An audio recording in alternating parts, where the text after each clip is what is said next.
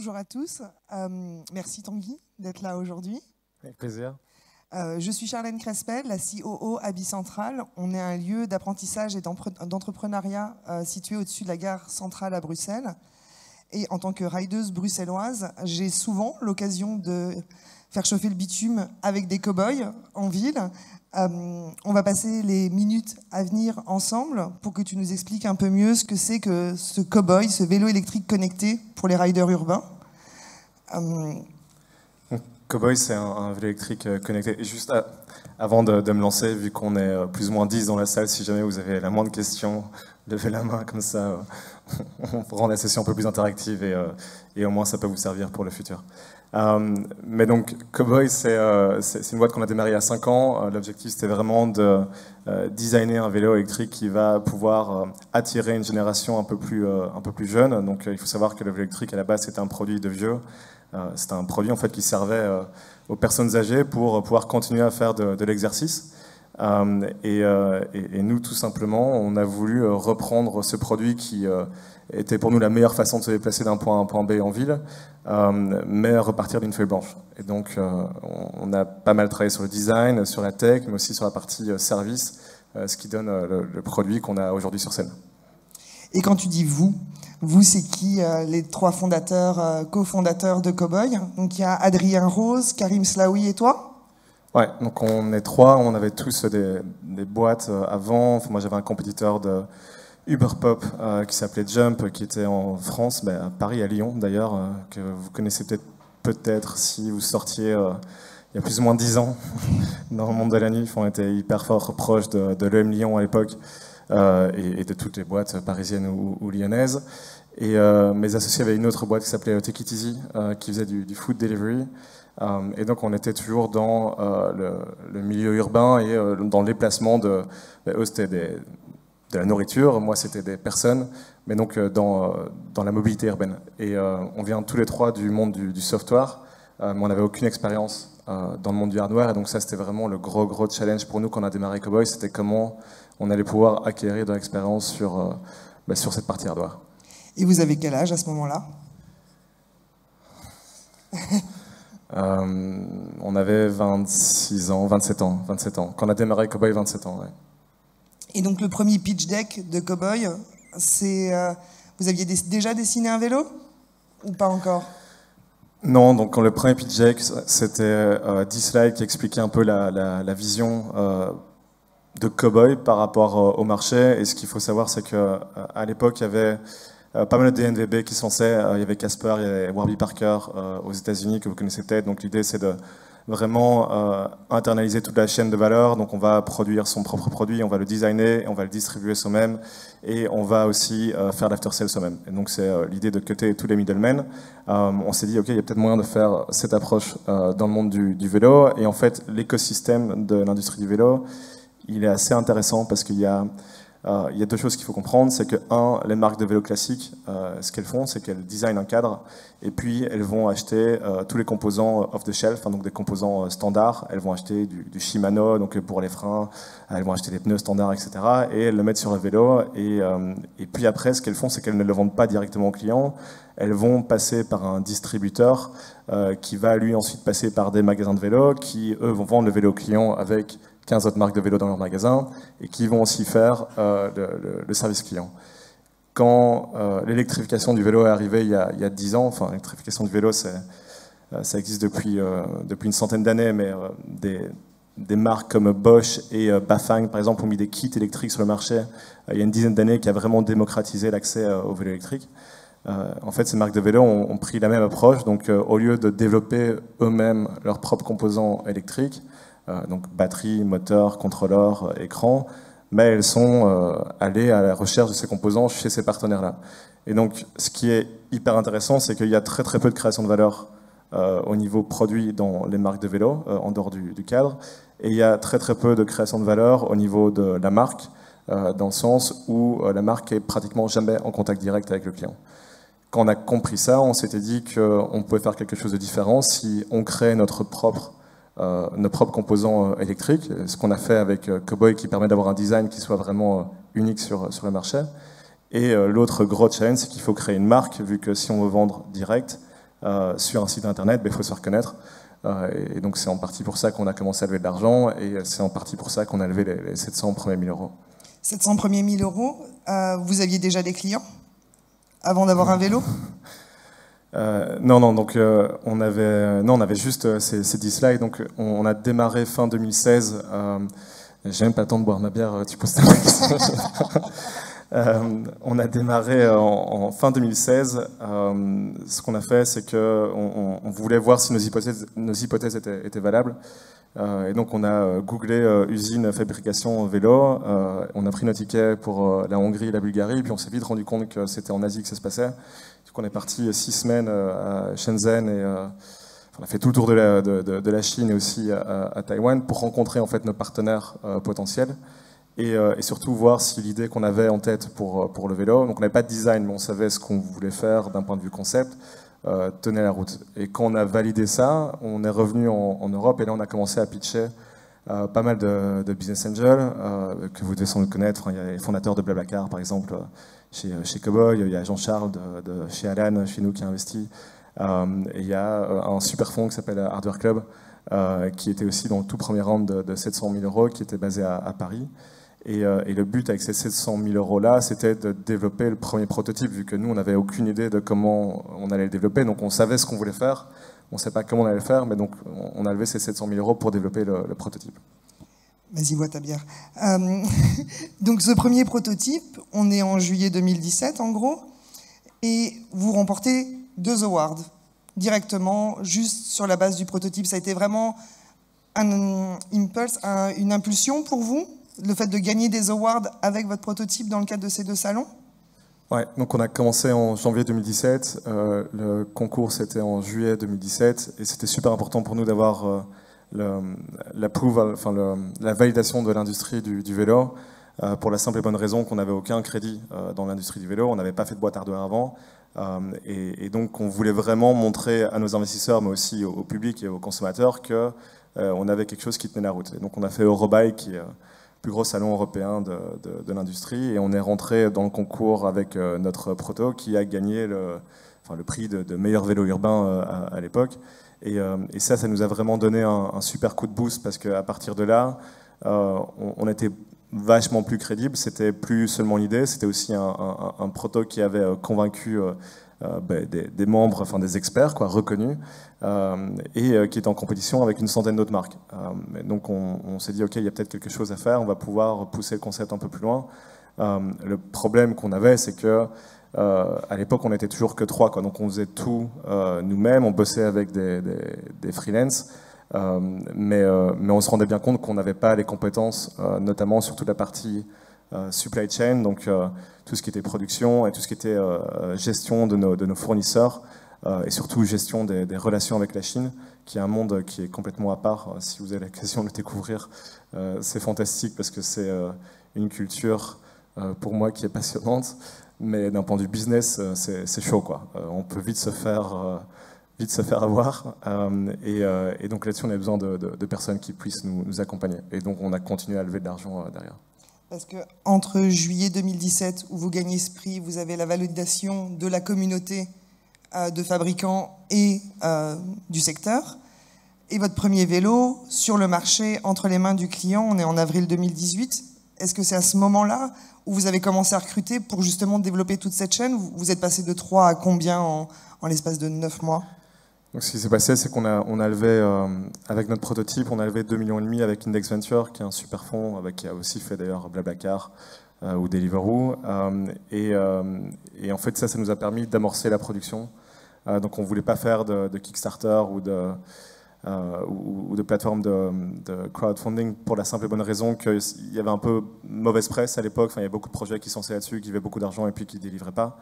Et donc on s'est dit, ok, on va essayer de lever sur notre prototype et financer la production de nous-mêmes avec l'equity qu'on aura levé. Et donc c'est ce qu'on a fait pendant les 9 mois qui ont suivi. Et oui, on a recruté une petite dizaine de personnes pour pouvoir lancer le vélo en Belgique en 2018. Avec un premier batch qui était de l'ordre de 2000 vélos. Et les 2000 vélos se sont vendus comme des petits pains? Comme de type 1 en Belgique, donc on a d'abord lancé le produit en Belgique parce qu'on ne savait pas trop à quoi s'attendre. C'est complètement différent de lancer un produit soft par rapport à un produit hard, parce qu'il y a toute la partie after sales qu'il faut pouvoir gérer. S'il y a un recall, il faut pouvoir être sur site assez rapidement. Il faut aussi avoir les feedbacks des clients, et donc on a vraiment pris notre temps pour valider le produit, mais surtout tout le modèle en Belgique en 2018. Et à l'été, fin de l'été 2018, en fait, on n'avait plus de stock. Et donc ça, c'est l'autre gros problème de l'industrie du vélo, c'est que vous avez des lead time. Donc entre le moment où vous placez une commande et le moment où vous recevez une pièce, à l'époque, c'était 3-4 mois, ce que je trouvais déjà complètement fou. Enfin, quand on vient de l'industrie du software, qu'on est habitué à shipper toutes les 2 semaines et que ça aille vite, on tombe un peu des nues quand on a ce genre de délai en face de nous, de 3-4 mois. Et aujourd'hui, pour vous donner un exemple, on est sur plus de 12 mois sur certaines pièces, et il y a certains microcontrôleurs, donc les puces qu'on va utiliser dans le vélo, qui sont à 18 mois. Donc c'est des délais complètement fous. Et malheureusement pour nous, mais enfin pour tout le monde en fait, hein, cette crise elle est là pour durer encore un peu. Donc voilà, on s'adapte. Est-ce qu'il y a déjà des questions? Non? Ok, on continue. On est en octobre 2018. Là, vous levez beaucoup plus pour vous attaquer au marché étranger. Vous avez envie de sortir de la Belgique. Vous vous dites que le marché belge n'est pas suffisant. À quel moment vous pensez qu'il faut aller au-delà des murs de la Belgique? L'ambition depuis le début, c'était de créer un leader sur le marché européen, mais aussi américain. Donc, c'était très clair. La vision, c'est ce qu'on voulait pas brûler les étapes. Et donc là, on a eu la chance. C'est aussi passé assez rapidement. Donc, on a levé avec un fonds américain qui s'appelle Tiger Global Management, qui à l'époque était un fonds qui cartonnait, qui était le fonds qui avait fait Peloton, par exemple. Aujourd'hui, c'est un peu plus compliqué pour eux, vu qu'ils ont beaucoup de positions dans des boîtes tech qui ont perdu beaucoup d'argent. Mais donc oui, ils ont mis 10 millions chez nous en un seul meeting. Et ça nous a permis de lancer l'Allemagne, la France, les Pays-Bas et le UK. Et très vite, en fait, l'Allemagne est devenue notre plus grand marché. Paris, c'est devenu la plus grosse ville. Enfin, si vous venez de Paris, vous devez voir des cow-boys tous les jours. Enfin, si vous savez quoi regarder. En tout cas, à chaque fois que je viens, j'en vois une quinzaine sur mon chemin. Donc, on est vraiment partout. Et l'idée, c'était aussi de continuer à développer notre réseau de réparateurs à domicile. Donc, la partie service, qui était vraiment embryonnaire au début, on l'a vraiment poussé beaucoup plus loin à ce moment-là, et notamment grâce aux capitaux qu'on a levés. Parce que du coup, vous avez une maîtrise totale sur l'esthétique, qui est, comme tu disais, ultra reconnaissable. Quand on a vu un cow-boy une fois, on le reconnaît à chaque fois, même vos nouvelles versions. Là, moi, c'est la première fois que je vois la version... Comment tu disais, il y a la version diamant, c'est ça? Non, c'est la version ST, avec le cadre ouvert. Avec le cadre ouvert. Le diamant, c'est le cadre en diamant. Sorry, je fais du skate. Donc oui, mais on les reconnaît et ils sont ultra beaux. Et vous avez réussi tout au long de vos levées de fonds de se dire que vous alliez garder cette maîtrise absolue sur l'esthétique, sur le soft, sur le contact client, qui est quand même un challenge, enfin qui est complètement la partie aussi innovation de votre contact avec l'utilisateur, avec le cycliste. Au final, c'est ultra spécifique. C'est ultra spécifique, mais c'est ce qu'on voulait construire. Pour nous, c'était super important d'avoir tous ces touchpoints qui soient vraiment fournis par Cowboy, parce que c'est comme ça qu'on crée une marque. Donc, avec Cowboy, on ne voulait pas créer une marque de vélo, on voulait vraiment créer une marque lifestyle où on essaye de vendre une liberté, on essaye de vendre la reprise de... Enfin, on reprend le contrôle de ses déplacements en ville, on kiffe aussi quand on est sur un cow-boy. Enfin, c'est un vélo qui est assez agile, avec lequel on peut se déplacer entre les voitures. Et ce sentiment de liberté, on essaye de le vendre en construisant notre marque, mais aussi à travers les reviews qu'on fait dans la presse, à travers les influenceurs. Et c'est quelque chose qui fonctionne plutôt pas mal. Et par exemple, quand on ouvre un magasin de vélo à Paris, on est au Bon Marché, pour ceux qui connaissent, et on est entre... Il y a Dior, Gucci, Versace, et puis il y a Cowboy qui est entre tous ces magasins-là, quoi. Donc on ne va pas aller essayer de compete avec d'autres marques de vélo. On est vraiment en train d'essayer de construire une marque lifestyle qui est dans sa propre catégorie. Et donc non seulement sur la partie technologie, service, on essaye de se mettre à part, mais sur la partie marque, en fait, on ne veut pas être associé avec forcément le vélo tel qu'on l'entendait en tout cas dans le passé, parce qu'on pense que ça peut être quelque chose d'encore plus cool et de beaucoup plus cool que ce que c'est pardon, que ce que c'était auparavant, j'y arrivais. D'où le fait qu'on se démarque au maximum des codes, en tout cas dans l'industrie du vélo, quoi. Oui, vous avez une démarche marketing qui est très particulière pour une marque de vélo. En tout cas, au moment où vous sortiez et que vous commenciez à exister, ça se faisait pas. C'est quoi vos méthodes de marketing? Comment vous choisissez vos ambassadeurs, vos influenceurs? Qui s'occupe de ça chez Cowboy et comment vous faites? On essaie vraiment d'avoir une relation super authentique avec les influenceurs. Donc la plupart du temps, on va travailler avec les gens qui ont envie de travailler avec nous. Donc on va avoir des contrats payants avec certains influenceurs, mais la plupart du temps, on va juste offrir le produit et puis ils font un peu ce qu'ils en veulent. Donc nous, l'objectif, c'est que ça rentre dans leur quotidien et qu'ils en soient tellement convaincus en fait qu'ils en parlent à leur communauté, à leurs potes, mais c'est ce qu'on voit déjà en fait aussi avec nos clients. Donc il y a plus de 25% des ventes de Cowboy qui viennent du programme de référent. Donc c'est vraiment nos clients qui en parlent à leurs potes et qui font qu'aujourd'hui on vend des Cowboy. C'est le Graal un peu, que ce soit tes clients qui fassent ton vendeur. C'est le Graal, oui. Mais d'où l'importance d'être en contact avec le client en day-to-day et l'application qu'on a développée, c'est vraiment un peu cette gateway, enfin ce pont entre Cowboy et notre communauté et qu'on utilise et qu'on leverage au maximum. Et donc on va avoir, comme on pourra avoir sur un SaaS B2B ou un SaaS B2C, on va avoir son onboarding. Je suppose que vous connaissez tout ça, mais donc via Intercom, on va vous expliquer les différentes fonctionnalités, on va vous accompagner vraiment dans l'usage du vélo pour que vous utilisiez le produit au maximum. On va avoir la même démarche sur un Cowboy.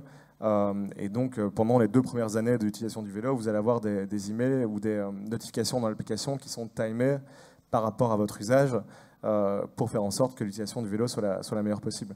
Alors que sur n'importe quel autre vélo, vous l'achetez et puis vous retournez chez le magasin de vélo quand votre pneu est crevé ou que le vélo ne marche plus, quoi. Il n'y a plus de contact avec la marque. On a une question? Non?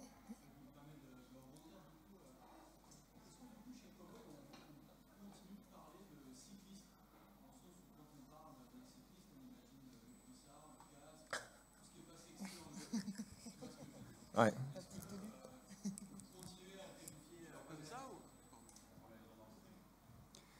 Est-ce que chez Cowboy, vous continuez, vous parlez de cyclistes en tant que tel, avec tous les biais et l'imaginaire qu'il y a autour de ça?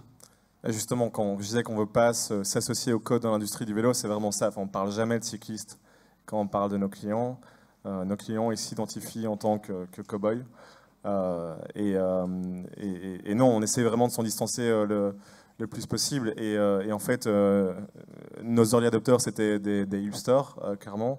Mais aujourd'hui, c'est plus tout le cas. C'est monsieur tout le monde qui valorise le design ou la tech et qui veut avoir l'air un peu cool, qui va en parler à tous ses potes parce qu'il a le dernier gadget un peu à la mode et un peu stylé, mais qui n'est pas du tout un cycliste. Et la plupart des gens qui achètent un Cowboy aujourd'hui, plus de 50%, c'était pour remplacer leur voiture, ou en tout cas des trajets en voiture. Donc ce qui se passe, c'est que dans un ménage, tu as 2, 3 voitures. En Belgique, c'est un enfer, en France, c'est un peu différent, mais tu peux avoir jusqu'à 3 voitures dans un ménage, et ils vont en liquider 1 ou 2 pour les remplacer avec des vélos électriques, et ils vont toujours garder une voiture pour les déplacements un peu plus longs. Mais donc c'est vraiment un changement de paradigme, mais c'est pas du tout des cyclistes qui vont passer sur l'électrique. Et d'ailleurs, les puristes, ils détestent l'électrique parce que pour eux, c'est triché, c'est toujours vu un peu comme un produit de vieux, ce qui est de moins en moins vrai aujourd'hui, mais c'est un peu l'image que ça envoie.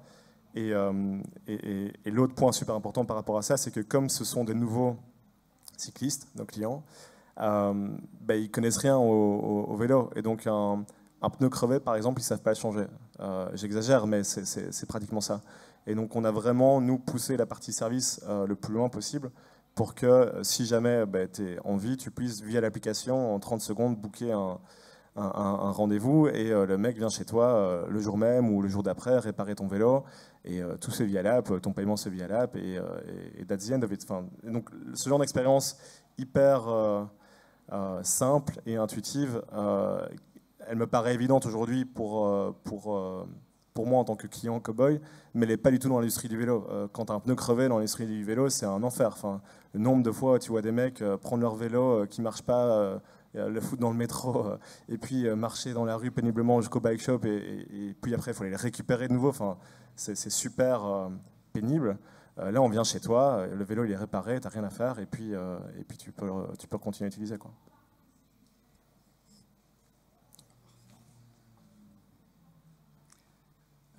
J'avais une question concernant l'app. Est-ce que tu peux nous en parler un peu plus en détail? Quel type de services sont proposés? Et notamment, quel type de notification par rapport à l'usage? Donc les services proposés, on a tout ce qui est assurance, donc on va avoir une assurance anti-vol, en plus de toutes les fonctionnalités d'anti-vol qu'on a dans le Coboi, donc on peut le traquer avec le GPS, on a une détection de mouvement, donc si quelqu'un le secoue, il va envoyer une notification sur ton téléphone pour que tu puisses le suivre. Si jamais tu ne le retrouves pas, tu peux quand même souscrire à une assurance directement dans l'application qui est connectée avec le vélo. Donc nous, on va pouvoir valider directement que le vélo est effectivement volé. On va désactiver le vélo pour qu'il n'y ait pas de fraude à l'assurance. Et derrière, on va t'envoyer un nouveau vélo après une période de 2 semaines si on n'a pas retrouvé l'ancien. Il y a la partie Coboi Care. Donc ça, c'est tout ce qui est maintenance à domicile. Donc on vient chez toi 2 à 3 fois par an pour venir faire des réglages ou l'installation d'accessoires ou même le setup du bike. Donc quand tu reçois le vélo, tu pourrais avoir quelqu'un qui vienne t'aider, soit à installer des accessoires, soit à s'assurer que voilà, la selle soit à la bonne hauteur, que les pédales soient bien mises. C'est super simple d'installer le vélo. La plupart de nos clients le font eux-mêmes, mais il y a certaines personnes pour qui c'est important sur nos services.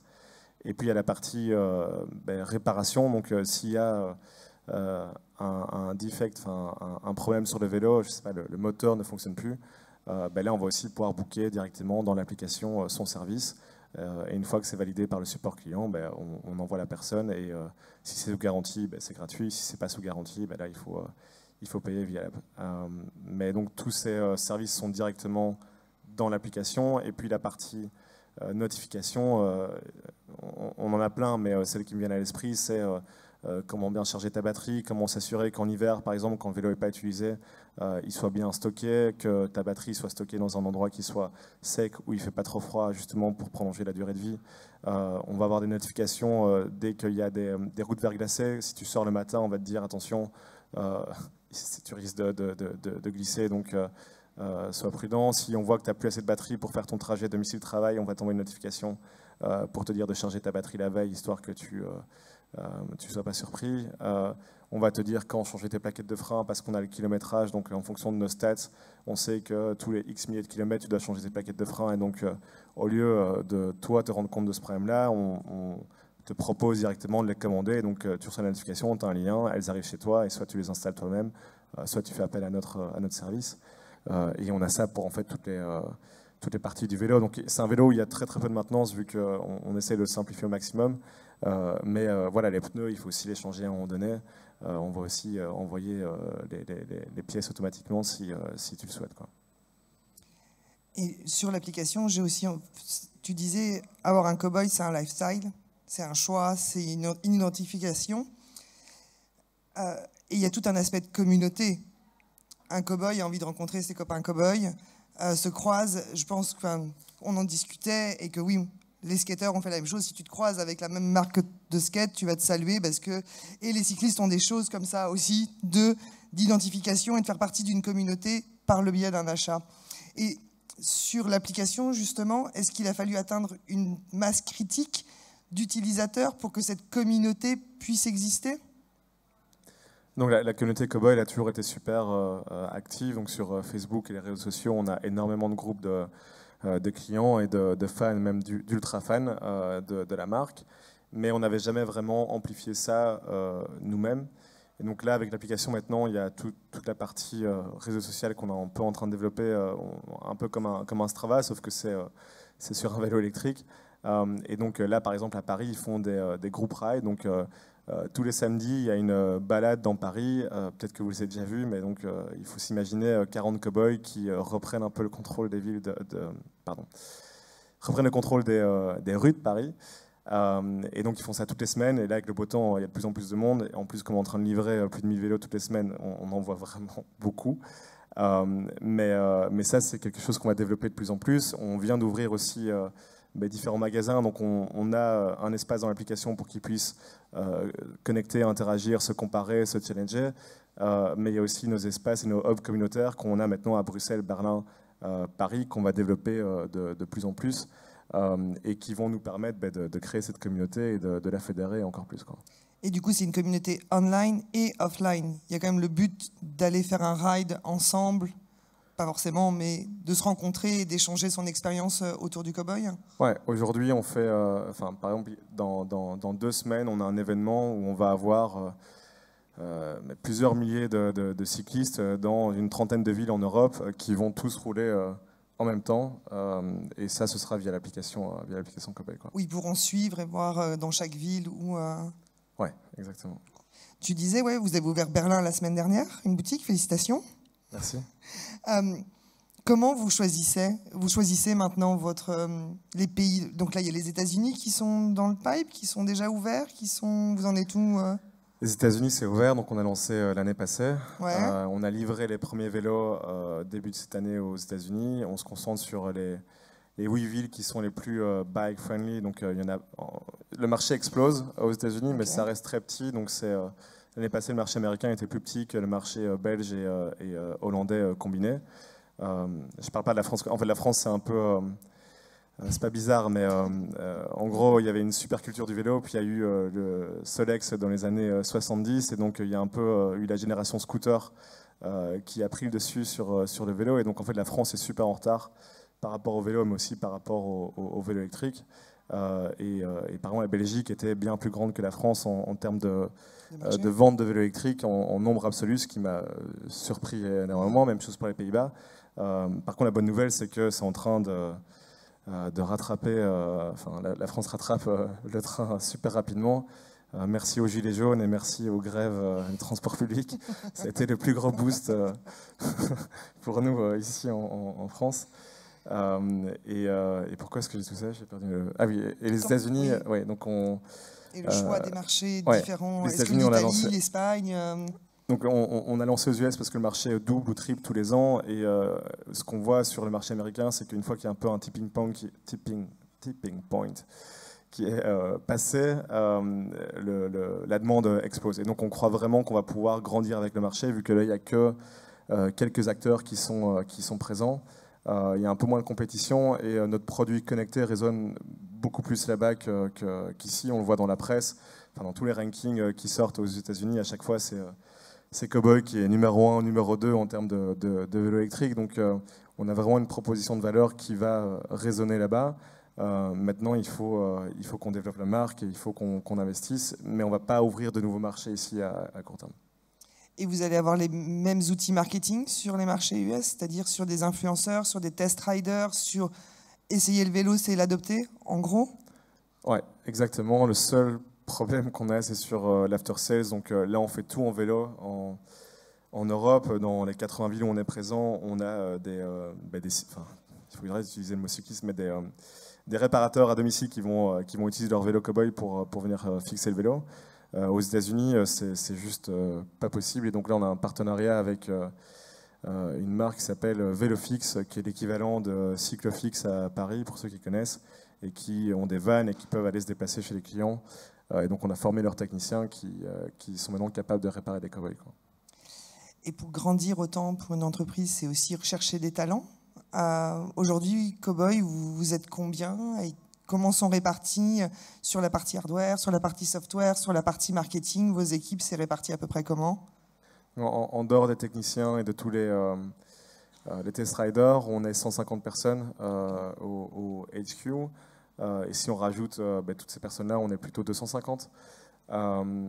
C'est assez dur d'attirer des talents, mais donc on a une boîte qui est assez internationale. Enfin, depuis le début, la société a été créée à Bruxelles, mais il y a 50% de Belges. Dans les 50% de Belges, il y a 25% qui parlent néerlandais et l'autre français, donc tout le monde parle anglais là-bas.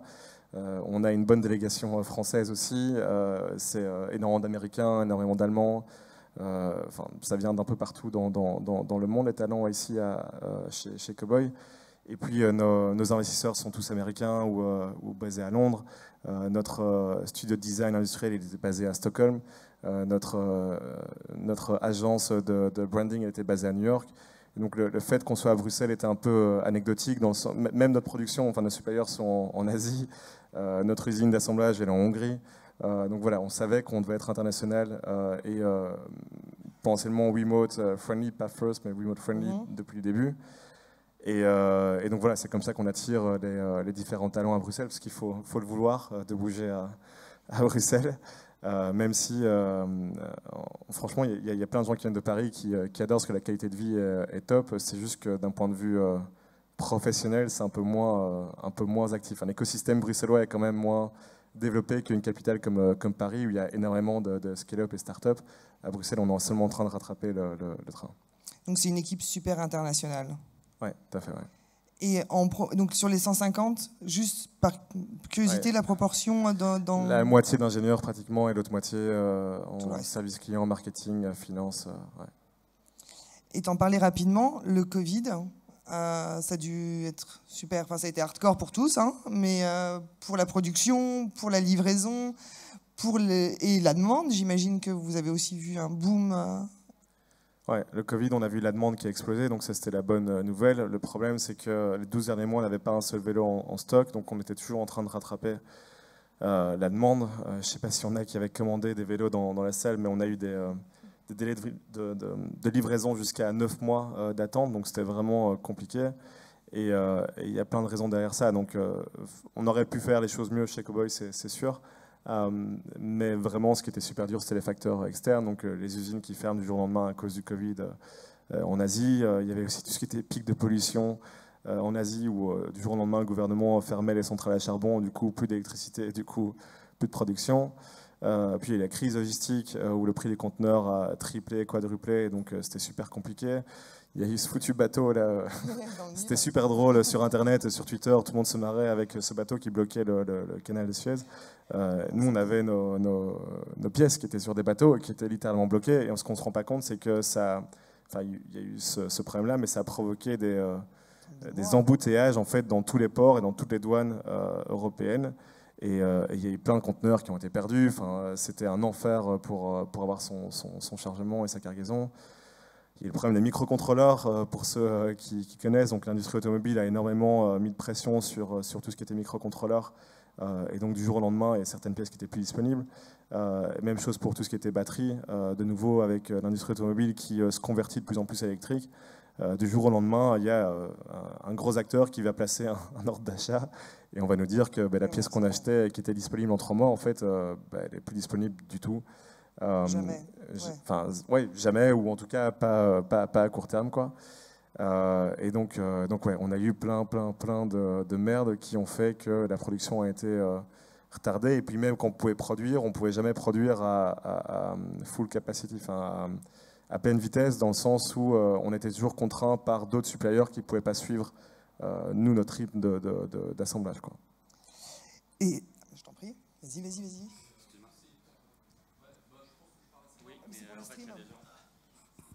Du coup, je reviens sur l'Europe là, et sur la Chine. Hormis les microcontrôleurs, il va falloir quelques années pour que ça arrive. C'est quoi l'effort de Cowboy pour ramener la prod en Europe et l'impact sur le prix? Ouais, donc ça, on n'arrête pas de le faire. En fait, la bonne nouvelle, c'est que comme l'industrie automobile se pète un peu la gueule, il y a plein de suppliers tier 1, tier 2 qui cherchent des nouvelles verticales pour se diversifier. Donc des projets qui étaient impossibles à l'époque deviennent possibles aujourd'hui. Donc tu peux utiliser les technologies de l'industrie automobile et l'appliquer à l'industrie du vélo. Donc ça, c'est super excitant et on bosse pas mal là-dessus.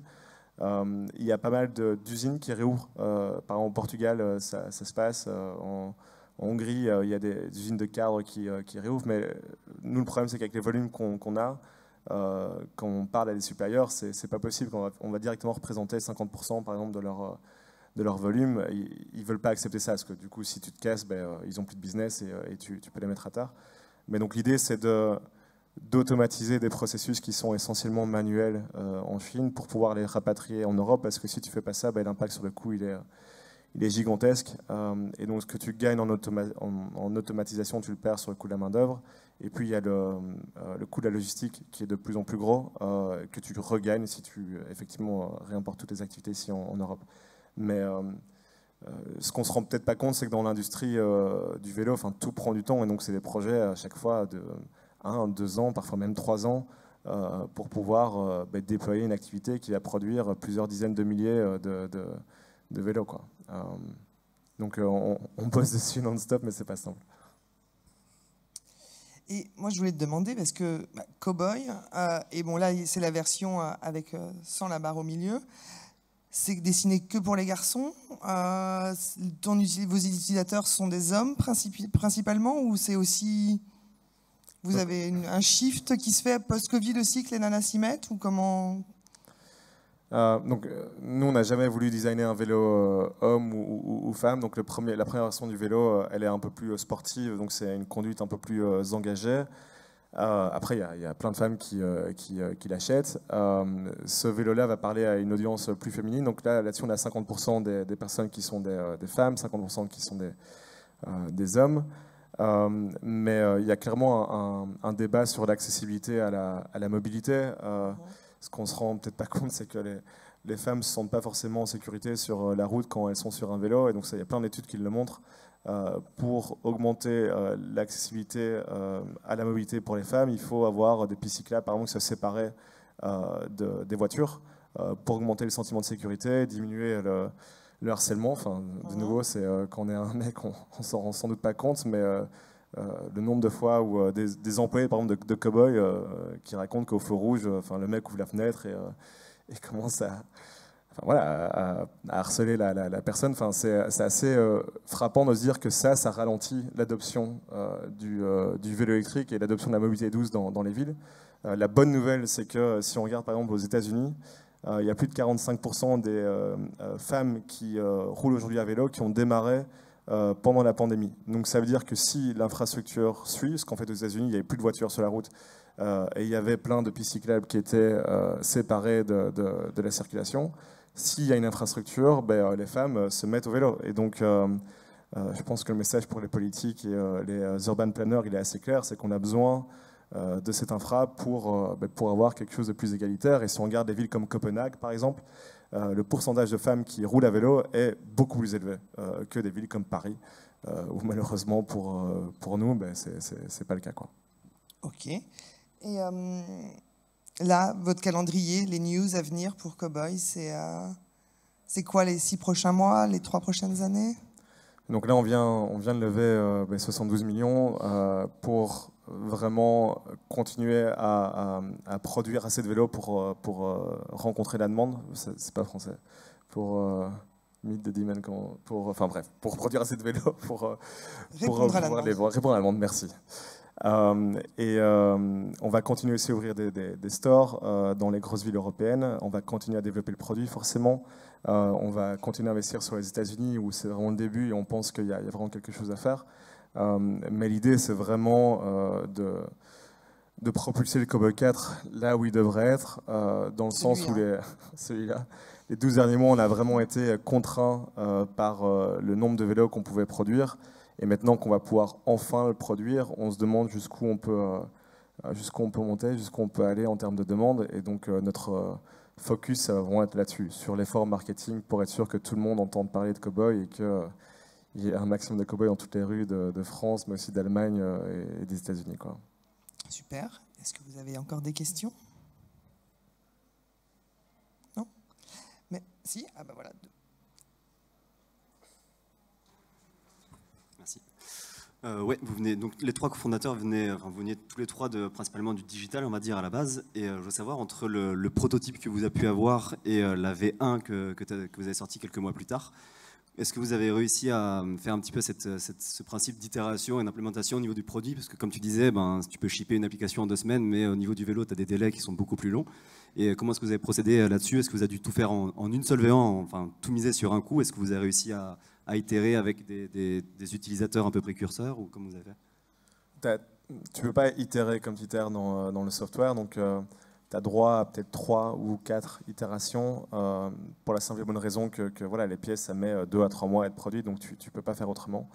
La chose qu'on a bien faite, c'est qu'on est allé en Chine, on est allé sur place, on a rencontré nos partenaires, et au lieu de designer notre vélo dans un labo de prototypage, par exemple, et de bosser avec des bureaux d'études français ou belges là-dessus, on a essayé directement de bosser avec les bureaux d'études de nos fournisseurs. Donc le challenge, c'était que tu dois les convaincre que tu as un bon produit. Donc c'est un peu comme convaincre des investisseurs. Mais ils ont acheté la vision du vélo connecté, donc ça c'était le point positif.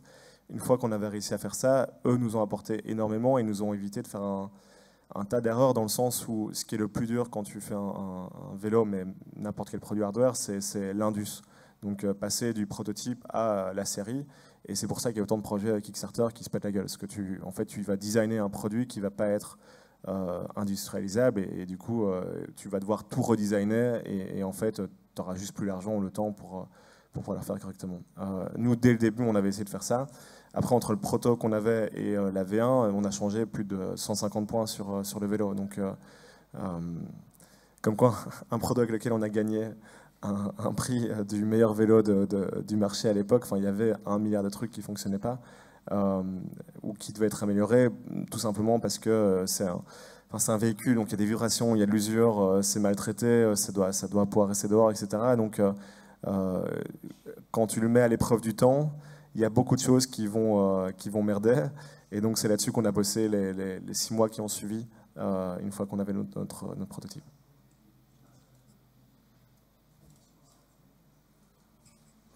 J'ai une autre question rapide, du coup. Non, il y a personne. Ok. J'ai une autre question rapide. Du coup, j'ai bien compris qu'il y avait des problèmes d'approvisionnement.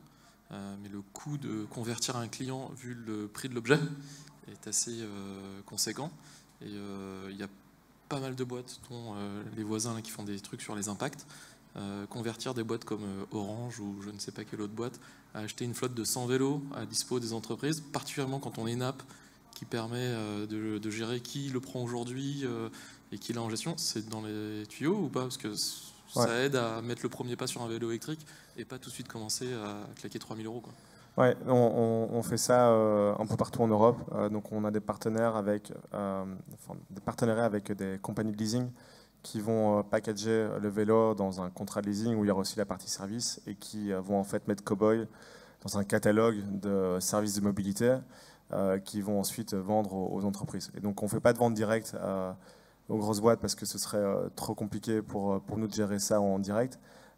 Par contre, aujourd'hui, c'est 10 à 15% de notre business et c'est une partie du business qui explose littéralement. En France, c'est le début, mais au UK, il y a Cycle to Work qui a été à mort poussé par le maire de Londres qui cartonne pour nous. En Allemagne, il y a un acteur qui s'appelle Jobrad qui est énorme. En fait, toutes les boîtes allemandes, aujourd'hui, elles ont dans leur package mobilité accès au Cowboy grâce à cet acteur-là. Mais donc oui, c'est clairement quelque chose qu'on regarde et c'est clairement l'avenir pour nous par rapport à... la voiture de fonction, elle a plus de sens dans une ville aujourd'hui, donc il vaut mieux la remplacer par une alternative, un vélo électrique ou scooter électrique, ou ça ne doit pas être la seule option, hein, mais ça va faire partie du catalogue d'options.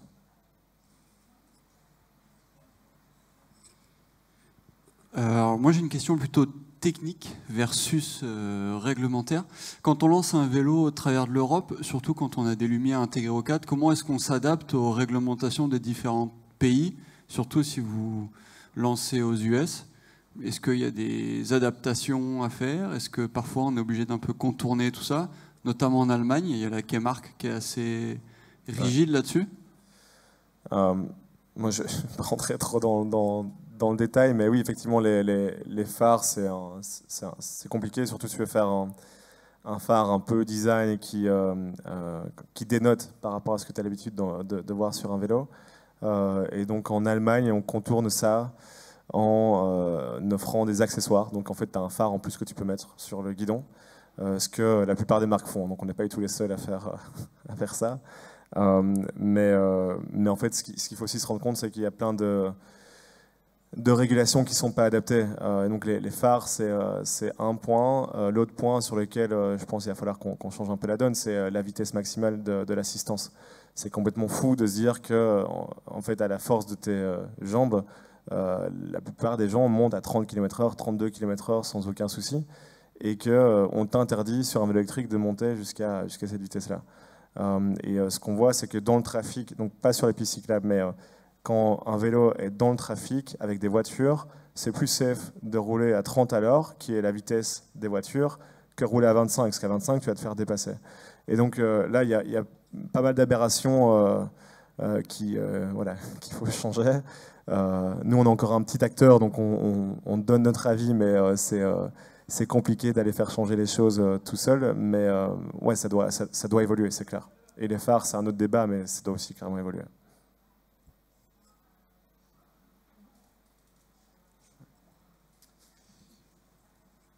Du coup, un vélo électrique, c'est pour le développement durable, c'est bien. J'ai cru comprendre que tous les composants venaient de Chine. Est-ce que vous avez pensé peut-être à le faire en Europe? Ouais, donc on est en train de bosser là-dessus. Après, si on regarde un peu la big picture, par exemple, chez Coboi, on a une certification qui s'appelle le B Corp qu'on est en train de passer, qui est vraiment un framework holistique qui va regarder l'impact de la société sur l'environnement. Et donc, on mesure tout ça. Donc, on mesure nos émissions CO2 sur la production du cadre, sur la production des différentes pièces et sur tout ce qui est logistique. On sait où on peut s'améliorer, on sait ce qu'on doit changer. Par contre, le vélo électrique, c'est tellement plus écologique que la plupart des alternatives, y compris prendre un scooter en libre service, par exemple.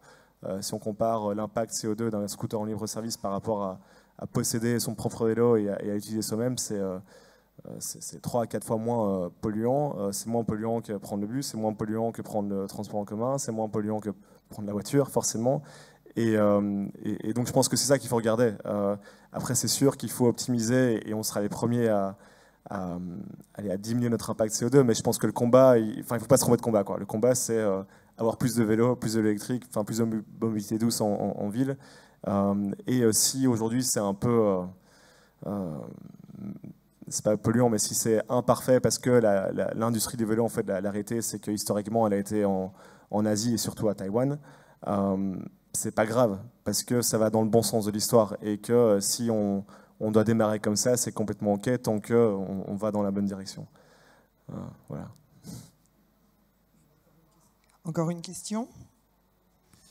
Oui, alors vous parliez tout à l'heure du cowboy lifestyle, et je me demandais si, avec votre perspective d'un marché qui se diversifie en Europe, il y a déjà des différences entre différents pays, parce que je crois qu'il y a une culture du vélo en milieu urbain qui a plus de 100 ans aux Pays-Bas et au Danemark, par exemple. En France, on n'est pas seulement en retard de 10 ans ou 20. Donc, est-ce que vous-même, en tant que petit acteur, vous avez déjà des idées comment relever ces freins? Vous parliez des pistes cyclables pour les femmes. Et puis l'autre chose que je me demandais, c'est au niveau maintenant plus global de l'industrie de mobilité douce électrifiée. Est-ce qu'il y aurait des partenariats justement avec l'industrie automobile européenne pour finalement faciliter cette transition technologique et stratégique par rapport à l'Asie? Dans le capital de Coboi, il y a la famille Agnelli, donc c'est le fonds Exorcide, c'est Fiat Chrysler, Ferrari. Donc oui, il y a clairement un intérêt dans l'industrie automobile à investir dans ce genre de société et à créer des partenariats. Aujourd'hui, on n'a pas de partenariat commercial avec eux. Mais ce qu'on voit, c'est que l'industrie automobile, en termes de technologie, est 20 ans en avance sur l'industrie du vélo. Et donc là, il y a pas mal de choses intéressantes à faire. En termes d'adoption du vélo, c'est compliqué parce qu'en fait, l'industrie automobile, aujourd'hui, si tu regardes ce qui se passe, c'est qu'ils vont tous aller sur des véhicules de plus en plus gros, de plus en plus lourds, parce que c'est là où on fait le plus de marge dans l'industrie automobile. Et donc, tous les petits véhicules qui sont en fait les mieux pour la ville et les mieux pour nous, enfin, qui vont en fait avoir le moins d'impact sur l'environnement, ils les laissent un peu à la poubelle. En tout cas, ils en développent plus de nouveaux parce que c'est moins rentable. Et donc, une fois que tu sais ça, te dire qu'ils vont vendre des vélos électriques, l'impact sur leur top line, il est ridicule. Et donc, c'est un peu compliqué pour eux de naviguer cette nouvelle crise parce qu'en fait, vendre des vélos électriques, ça va pas changer leur business. Après, ils regardent tous. Enfin, Ford regarde comment se lancer dans la... Ford, par exemple, ils avaient racheté un acteur de scooter partagé pour se déployer aux États-Unis. Bon, ça a été un échec. Ils ont dû arrêter les activités. Mais tout ça pour dire qu'ils doivent se réinventer. Mais aujourd'hui, ils n'ont pas encore trouvé le bon modèle. Et je ne sais pas personnellement comment ils vont y arriver. En tout cas, je n'ai pas la solution. Et puis pour les freins et l'adoption du vélo, je pense que c'est à l'industrie de proposer des meilleurs produits. Je pense que les produits qui sont sur le marché aujourd'hui, ils sont en dessous en fait, de ce qu'on devrait avoir en tant que consommateur en 2022. Enfin, on a droit à avoir des attentes en tant que consommateur quand on a l'habitude d'utiliser un iPhone. Voilà, que le vélo qu'on ait soit aussi léché d'un point de vue design, que la technologie soit aussi fluide, que le service soit aussi parfait que ce qu'on peut avoir dans un Apple Store. Et donc je pense qu'une barrière à l'adoption du vélo mass market, c'est qu'on n'y est pas encore. Et comme on en parlait tout à l'heure, les cyclistes, c'est pas encore cool dans l'esprit général, on va dire. Et donc là, il y a encore un petit peu de travail à faire parce que c'est ça l'avenir. Enfin, il n'y a pas de secret. Dans les villes, il n'y a pas d'autre solution que de passer sur une mobilité douce. Et à Amsterdam, personne ne s'est jamais dit tiens, il faudrait plus de voitures électriques. Je ne sais pas si vous avez été à Amsterdam, mais il n'y a que des vélos partout. On se déplace super facilement. Même chose à Copenhague. Enfin, c'est clairement pas l'avenir. C'est pas les voitures, quoi. En tout cas, pas dans les villes. Une dernière. Et puis après, vous retrouverez Tanguy au bar pour lui poser toutes les questions que vous voulez. On va prendre des bières après. Parce qu'il fait chaud. Oui, si vous deviez attribuer la plus grande raison du succès de Cowboy, et qu'il fallait peser que de succès, pour vous, c'est plus une stratégie marketing qui a été vraiment très réussie, et moi je la trouve très réussie en incluant le design, ou plutôt des fonctionnalités techniques, parce que à regarder, il y en a pas mal, ne serait-ce que la chaîne, le pignon, le fixie, des choses comme ça, ou pourriez en attribuer plutôt une que l'autre ? Tu peux pas construire de marque si tu n'as pas un bon produit. Donc pour moi, tout part du produit. Donc si je devais dire, définir le succès de Cowboy, c'est le design, c'est la tech, c'est tout ce qui fait le vélo. Après, il faut la marque qui va derrière. Mais donc tu peux pas construire ta marque si tu as un produit de merde. Enfin, ça va marcher un temps, mais ce qui fait ta marque, c'est ce que les gens disent de toi. Et pour que les gens disent du bien de toi, il faut que le produit soit bon. Il n'y a pas de secret. Donc le succès, c'est clairement le produit. Merci à tous. Merci H7 pour nous avoir accueillis pour cette journée incroyable. Merci Tanguy. Et puis on se retrouve au bar.